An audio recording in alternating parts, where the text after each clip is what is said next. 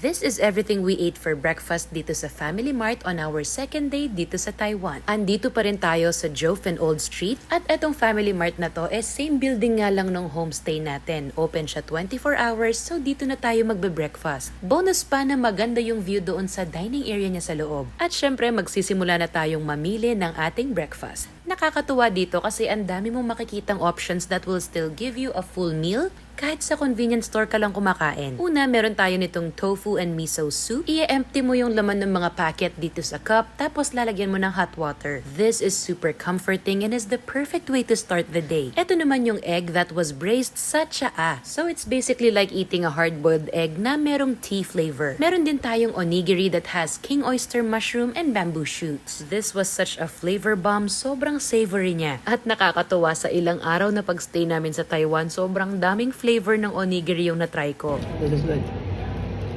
Tapos eto naman yung kamote na ni-roast nila sa mainit na bato. Parang katulad nung kung papaano niluluto yung mga kastanyas. Iba yung lasa nung kamote nila dito. It's very creamy and custardy. Ang sarap. For dessert naman, meron tayo nitong yogurt na merong dried fruits and cereals on top. So nakita nyo naman, kahit nasa convenience store ka lang mag-breakfast, okay na yung mga options mo and affordable din. Hindi na pala kami bumili ng drink kasi meron kaming water from the homestay. Up next, samahan nyo kaming mag-commute from Jofen Old Street to Shifen.